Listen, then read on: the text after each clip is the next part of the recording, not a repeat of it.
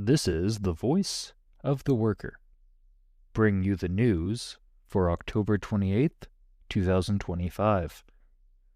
This news is current as of 1900 Pacific Standard Time, 2200 Eastern Standard Time, 0200 British Summer Time, 0500 Moscow Standard Time, and 1000 China Standard Time.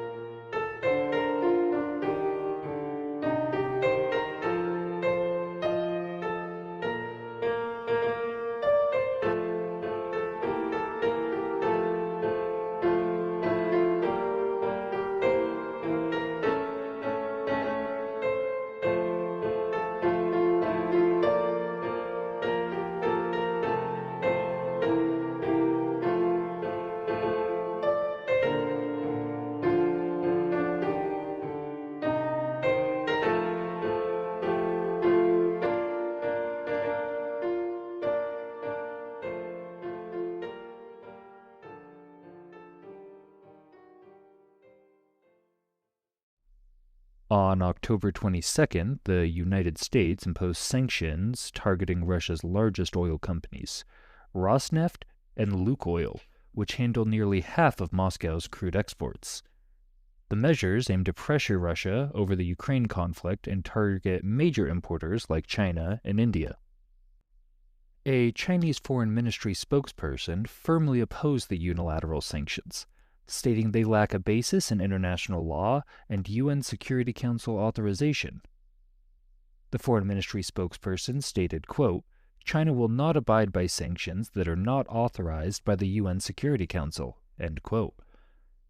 Beijing highlighted that it did not create the Ukraine crisis and is not a party to it, while continuing to import Russian oil to support stable global energy markets. Reports of Chinese state oil majors suspending seaborne purchases remain unconfirmed by any official sources. Russian President Vladimir Putin responded by noting the sanctions' serious nature but minimal economic impact, stating, quote, "They will not significantly affect our economic well-being. No self-respecting country decides anything under pressure," end quote. Former Russian President Dmitry Medvedev added that such measures will not stop Russia and may escalate the conflict further. Russia's economy has shown resilience, pivoting east with strengthened ties to China, including a new mutual investment protection agreement signed by Putin.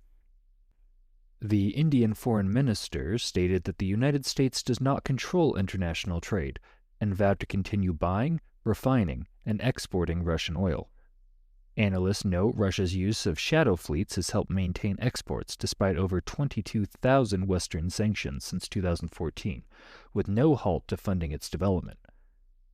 These developments underscored the limits of unilateral actions in a multipolar world, as China and Russia deepen energy cooperation for mutual benefit.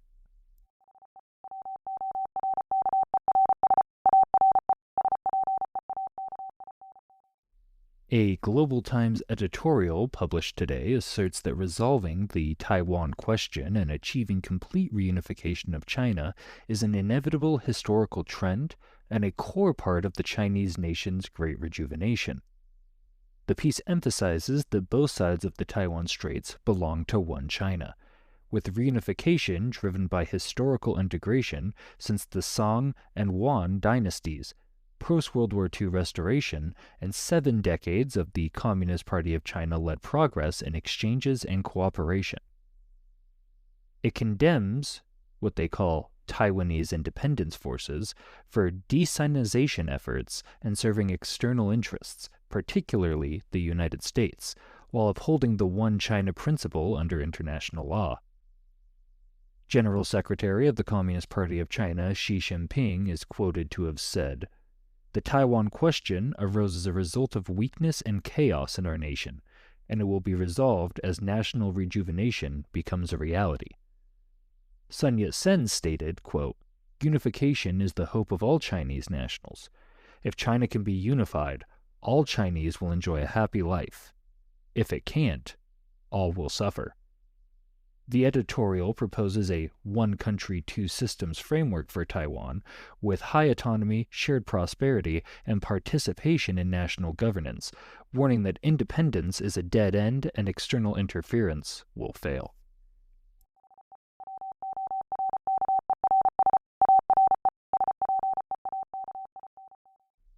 Venezuelan officials have revealed a U.S. plot to kidnap President Nicolas Maduro, according to an Associated Press report citing both U.S. and Venezuelan sources.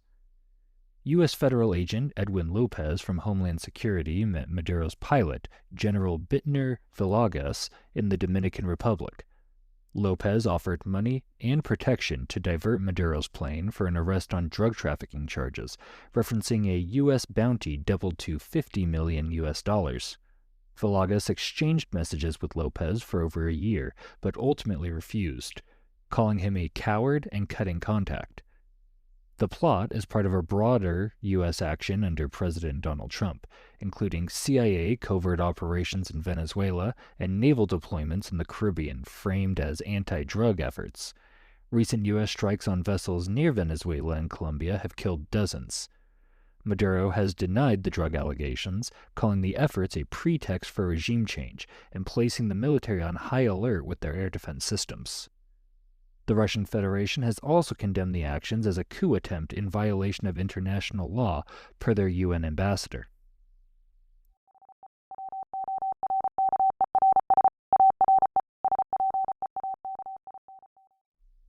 The United States federal government has reinstalled a statue of Confederate General Albert Pike in Washington, D.C.'s Judiciary Square, marking the only outdoor Confederate monument in the Capitol. Dedicated in 1901 by Freemasons, the statue was toppled and burned during 2020 Black Lives Matter protests and then removed by the National Park Service. The National Park Service cited federal historic preservation laws and 2 executive orders from current U.S. President Donald Trump, one on beautifying the District of Columbia and another on restoring American history, as justification for the reinstallation. The move drew criticism from Delegate Eleanor Holmes Norton, who called it, quote-unquote, an affront to the mostly black and brown residents of the District of Columbia and offensive to members of the military. Norton highlighted Pike's dishonorable service, including fighting against the United States and misappropriation of funds, citing that Confederate statues belong in museums, not public spaces, implying honor.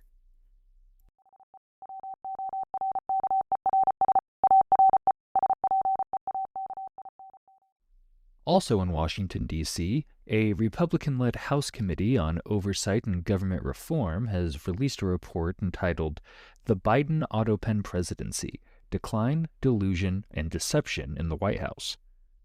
This report accuses former U.S. President Joseph Biden's aides of concealing his cognitive decline and using an autopen, a signature replicating device, to execute unauthorized executive actions, including pardons for violent convicted criminals in his final days.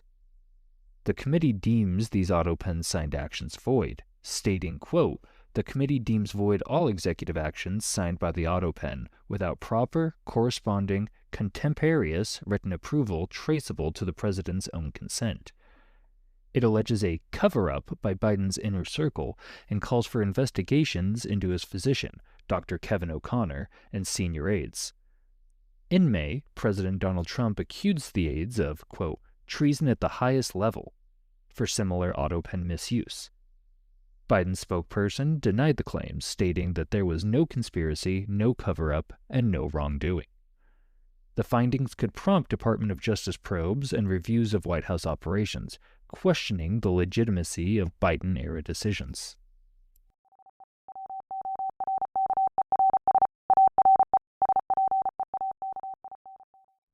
Thank you for tuning in to today's broadcast, and revolutionary greetings from the Voice of the Worker. Had a job at 29 when everything was going fine.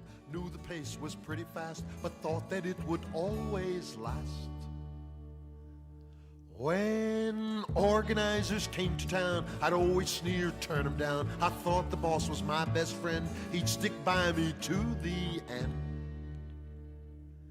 Ta-ra-ra, boom, de, ain't got a word to say. He chiseled down my pay, then took my job away. Boom went the boom one day, it made a noise that way. I wish I had been wise, next time I'll organize. I had a little bank account, not very much, a small amount, which to the savings bank I took. All they gave me was a book. I pinched on food, scraped on rent, hardly ever spent a cent. My little savings grew and grew, I thought I'd be a big shot too. Ta-ra-ra, boom-de, it made a noise that way. There went my hard-earned pay, save for a rainy day. Oh, what a dirty trick, this soup line makes me sick. Where can that banker be? He's eating soup with me. Then finally it came to pass, all I had to eat was grass. The wolf don't bother anymore, he starved to death right by my door. With soup and gas and club and gun, they tried to make the system run. They said, dear friends, now don't get sore. We'll make it like it was before. Ta-ra-ra, boom-de, it busted up one day. Those guys that stole my pay went flying every way. All that I've got to say, I hope they've gone to stay. Each dog must have his day. Ta-ra-ra, boom.